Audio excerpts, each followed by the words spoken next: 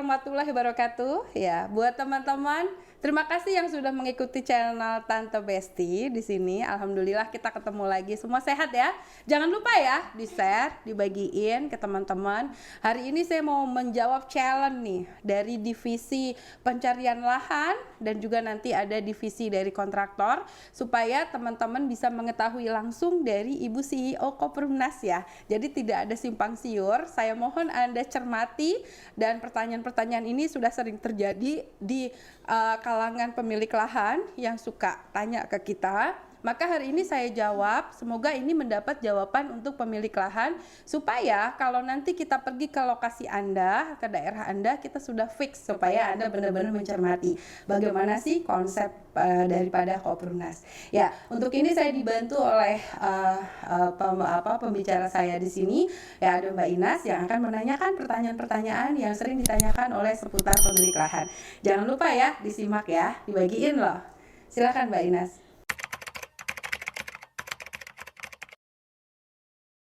Kalau untuk Koperumnas, saat ini kita sudah ada di 33 lokasi Mbak Ines ya, yang sudah ada di Balikpapan, Palangkaraya, di Pontianak, dan juga untuk daerah Sulawesi baru ada di Manado. Nah, untuk di Jawa Tengah sama Jawa Timur ini belum terlalu banyak ya. Mungkin buat teman-teman yang mau nawarin di daerah sana seperti Gorontalo, di Padang, di Aceh, di Lampung, itu juga kami belum banyak Mbak. Jadi makanya untuk daerah Riau juga boleh, dan juga untuk di daerah Sulawesi seperti Gorontalo, di tempat lain kita baru ada di Manado. Dan buat teman-teman yang Anda memiliki lahan saat ini minimal 2 hektar, boleh ditawarkan ke Koperumnas. Yang penting Anda pahami dulu SOP-nya ya. Jadi lokasi kita insya Allah target kami ada di 514 kabupaten. Kami tidak akan memilih-milih lokasi di mana Allah yang menunjuk kami di situ ya, kami akan datang. Jadi untuk daerah Jawa Barat juga masih terbuka, terutama di Kalimantan, mungkin dekat IKN yang mau dibuka Kalimantan yang baru nih ya, Ibu Kota Nusantara, mungkin boleh juga ditawarkan untuk Koperumnas. Begitu Mbak Ines. Kalau harga kami variasi ya. Kami ada di sini, fokus kami adalah ke rumah yang T36 sekelas klaster tapi memang selevel dengan rumah subsidi pemerintah. Jadi kami di sini antara 100.000 sampai ke 300.000 untuk yang T36 menengah ke bawah ya, untuk rumah-rumah sederhana T36. Tapi kalau untuk yang klaster atau townhouse kita tergantung dari lokasi, bisa mencapai 2 juta ataupun lebih tergantung dari lokasi di mana kita berada. Kalau bisa sih bagusnya di bawah NJOP ya, tapi kalau nggak bisa kita lihat pasaran di daerah tersebut. Semuanya bisa kita analisa. Syarat untuk mengajukan lahan. Oke, yang paling penting Bapak Ibu, pengajuan lahan di sini ya, ini yang paling terutama, kami harus mengecek dulu peruntukannya. Jadi buat Bapak Ibu tidak sembarang lahan yang ditawarkan ke kami. Kalau memang bukan untuk perumahan, dia lahan basah ataupun rumah-rumah yang memang tidak bisa dibangun perizinannya, ya kami pasti tidak akan ambil walaupun ditawarin 50.000 sekalipun. Jadi kami bukan menolak, tapi kalau bisa lokasinya itu tidak terlalu jauh dari bandara ataupun dari pusat pemerintahan. Kalaupun dia di pinggir nggak ada masalah. Yang paling penting dia tidak terlalu jauh dari pusat pemerintahan dan bukan di hutan ya Bapak Ibu ya, dan juga bukan tanah sawah yang memang untuk lahan basah atau lahan hijau, tapi benar-benar untuk pemukiman atau zona kuning. Jadi itu nanti bisa dicek di tempat Anda masing-masing, di RUTR lokasi Anda masing-masing, itu bisa dicek nanti petanya. Jadi Bapak Ibu, kita tidak sembarangan juga di sini menerima lahan, tapi harus peruntukannya untuk perumahan dulu. Jadi semuanya harus dicek and recheck, dan legalitasnya juga itu minimal kita SHM boleh, GIRIK boleh ya, bahkan yang masih LC juga nggak ada masalah. Yang paling penting legalitasnya jelas dan tidak ada sengketa ya Bapak Ibu, karena ini paling penting dari semua lahan yang kita ambil. Begitu Mbak. Prosesnya kalau untuk pengajuan lahan, simple ya Bapak Ibu. Silakan hubungi nomor telepon di bawah ini yang orang membagikan kepada Anda, dan bisa menghubungi manajer lokasi kami. Itu ada Pak Asep beserta Bu Ane, nanti juga ada nomor teleponnya di sini. Jadi Bapak Ibu nanti bisa mengajukan langsung, dan kami memang sudah ada petugasnya namanya Korwiltan. Nah, Korwiltan ini mereka kami didik dan harus mengikuti Pepnas. Syarat Korwiltan apa? Pertama, dia adalah konsumen Koprumnas. Kedua juga beliau juga sudah mengikuti training Pepnas yang diadakan oleh Koprumnas. Itu mereka harus berbayar karena mereka harus mendaftarkan menjadi Korwiltan, dan mereka berhak mencari lokasi di seluruh Indonesia, dan mereka berhak mendapat 10.000 per meter dari lahan yang ditawarkan dengan cara dicicil maksimal 5 tahun. Jadi buat teman-teman, buat Anda yang bisa mencarikan lahan kami di seluruh Indonesia, Anda akan mendapatkan 10.000 per meter dengan syarat Bapak Ibu Anda harus mengikuti training Pepnas, karena di sana nanti Anda akan dididik bagaimana cara mencari lahan di Koprumnas dan bagaimana cara mencari pemilik tanah dan bisa mengerti konsep daripada PPJB-nya Koprumnas. Begitu Mbak Ines. Oke, SOP-nya saya buat simpel aja ya, terutama ini untuk pemilik tanah ataupun juga buat para mediator ya. Saya terbuka sama Anda.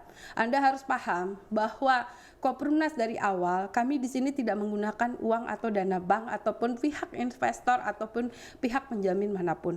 Jaminan kami adalah Allah Bapak Ibu, dan kami minta sama Allah semoga kami dikirim ya pemilik tanah yang satu visi oleh Koprumnas, yaitu jauhi riba, perbanyak sodako, dan ingin membantu orang-orang kecil di seluruh Indonesia untuk punya rumah tanpa riba. Maka dari itu tidak sembarang nih pemilik tanah yang kami minta, kami doa sama Allah. Alhamdulillah kami sudah dapat di 33 lokasi, dan semuanya mereka memang visinya sama-sama kita, mau berantas riba, mau tolong orang kecil, dan alhamdulillah mereka sudah memahami bahwa Koprumnas tidak menggunakan dana bank. Maka syarat yang paling utama sebelum kami survei dan kami datang ke lokasi Anda harus menyetujui dulu bahwa tanahnya dicicil 5 tahun atau 60 bulan dan tidak ada DP. Jadi ini harus dipahami dulu oleh pemilik tanah. Kenapa? Karena kami juga jual rumahnya tanpa DP. Dan dibayarnya setelah 4 bulan setelah kita PPJB atau MOU yang disepakati di notaris. Setelah itu barulah nanti pembayaran pertama kita akan melakukan SPH untuk pengurusan perizinan yang nantinya akan ditentukan dan dibantu biayanya oleh Koprumnas. Jadi syarat yang paling penting, pemilik tanah harus mau dulu dicicil 60 bulan tanpa DP, dibayarnya setelah bulan keempat setelah PPJB, dan pembayarannya adalah, mohon ini dipahami, kami juga sudah ada di PPJB dan SOP-nya mekanisme skema pembayarannya. 1-3 tahun adalah 300.000 dikali konsumen yang masuk. 3-5 tahun adalah pelunasan karena komitmen kita adalah 60 bulan. Jadi memang angsurannya menaik Bapak Ibu. Kenapa? Karena tahun ketiga kami baru mulai bangun. Makanya untuk di tahun pertama 1-3 Bapak Ibu nggak usah khawatir ya. Sertifikat Bapak Ibu tidak diapa-apain, kami taruh di notaris untuk menjaga sama-sama untuk komitmen. Maka kita akan masuk terus ya setiap bulan, itu kami akan membayar secara dari angsurannya konsumen. Alhamdulillah selama ini semua sudah teruji. Bapak Ibu tinggal cek, kami di Jonggol sudah bangun, di Tajur sudah bangun, semuanya pembayarannya modelnya sama. Kalau Anda tidak yakin, silahkan cek langsung ke lokasi kami atau ngirim saudara Anda yang ada di daerah Jonggol, Tajur atau di sekitarnya, atau di Balikpapan juga sudah dibangun.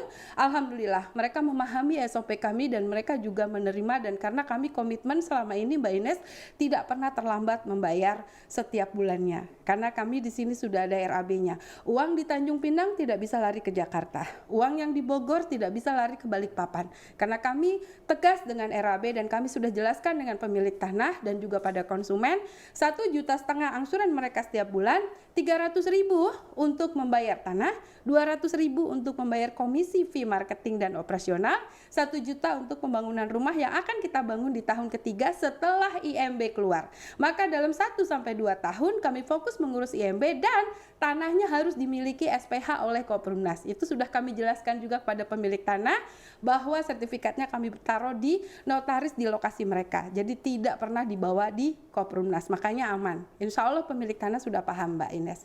Begitu kira-kira. setiap perumahan itu harus mengurus perizinan. Maka kalau tidak untuk zona kuning, kami akan tolak walaupun harganya 50.000 ataupun murah. Kenapa? Karena susah untuk diurus perizinannya Mbak Ines. Jadi yang paling penting dari semua lokasi, kalau Anda sudah setuju dengan mekanismenya, lokasinya bagus, tapi peruntukannya bukan untuk perumahan, sudah pasti Kopassus tidak akan ambil. Karena yang paling penting dari semua proses ini adalah peruntukannya atau legalitas tanahnya. Begitu Mbak Ines.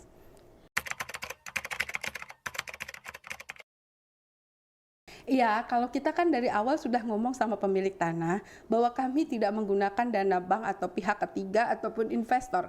Jadi kami memang berakad langsung dengan pemilik tanah seperti yang sudah dijelaskan oleh Pak Dirut sebelumnya, bahwa pemodal kami sebetulnya adalah pemilik tanah yang mau bersyariah, tapi memang kalau harga kita negotiable ya. Artinya pemilik tanah juga kalaupun dia ngambil untung lebih daripada dia jual cash, kami juga maklum Mbak Ines. Jadi insya Allah untuk harga kami bisa negotiable, karena kami juga memahami, karena kami bayarnya dicicil, kalau mereka jualnya lebih daripada cash itu hal yang sangat wajar. Makanya alhamdulillah pemilik tanahnya mau, karena saya punya prinsip begini sama mereka. Biasanya saya tanya, Mbak, ini sudah berapa lama dijual Pak? Sudah 4 tahun, sudah ada yang beli. Karena kalau nunggu yang punya duit miliaran, saya yakin susah lah di zaman pandemi ini ya, apalagi zaman sekarang. Nggak mudah, karena semua bank tidak pernah, ibaratnya sekarang mengucurkan dana agak susah. Nah makanya saya bilang sama mereka, Pak, daripada Bapak menunggu roti di dalam mimpi, lebih baik Bapak Ibu makan singkong setiap bulan tapi kenyang setiap bulan. Dan itu yang dilakukan oleh Kopassus. Kami sampai hari ini komitmen. Ada yang sebulan 300 juta, 200 juta, tapi mereka kenyang makan singkong, bisa hidup, daripada mereka nunggu uang miliaran tapi udah 4 tahun nggak datang uang miliaran itu. Jadi alhamdulillah kami di sini bisa memahamkan kepada pemilik tanah seperti itu, dan mereka alhamdulillah digerakkan hatinya sama Allah Mbak. Jadi bukan kita yang hebat, tapi Allah yang hebat Mbak, karena mereka semua mau satu visi sama kita, begitu.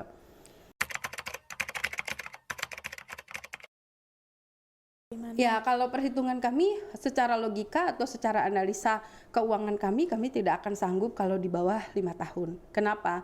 Karena kami sudah menghitung dari RAB kami yang 300 untuk tanah, 200 untuk operasional, 1 juta untuk pembangunan. Tapi kalau di bawahnya 5 tahun biasanya kita nggak sanggup. Dan biasanya untuk yang kecil-kecil mungkin kita pertimbangkan, karena ada yang nawarin 5.000, 2.000, mungkin itu bisa di 3 tahun. Tapi kalau 2 hektar itu rata-rata yang di atas miliaran, di atas 10 miliar apa 20 miliar, kita mintanya malah ada yang ngasih 7 tahun Mbak. Ada, kita yang 7 tahun pun ada. Jadi alhamdulillah, karena dia bilang ya udahlah, orang ini untuk umat, anggaplah ini sebagai ibadah saya, dan kita ngajak mereka adalah, Pak, ini tabungan akhirat, insya Allah kita bantu orang-orang kecil yang untuk punya rumah, yang tidak mungkin punya rumah, karena yang nempatin itu bisa dicek Mbak, itu ada tukang parkir, tukang ojek. Jadi emang kita mencari konsumennya beda. Kalau orang lain di luar sana mencari konsumen yang punya DP, justru kami yang punya DP kami tolak. Malah yang kami ambil yang mereka nggak punya DP, karena saya percaya dan yakin orang yang tidak punya DP, yang mereka tidak punya kemampuan dan BI checking juga tidak ada, pasti mereka bisa diuji, mereka justru lebih taat membayar dibandingkan orang-orang yang memang mereka punya DP. Saya sudah pelajari itu di Kopassus, dan hampir 500 unit sudah kita bangun. Dan rasanya sekarang meyakinkan pemilik tanah nggak terlalu sulit, karena memang mereka sudah lihat bukti. Kalau dulu mereka nggak yakin karena mereka nggak lihat bukti. Tapi sekarang alhamdulillah dengan ridha Allah, mereka sudah otomatis, mereka sudah oke gitu. Seperti itu.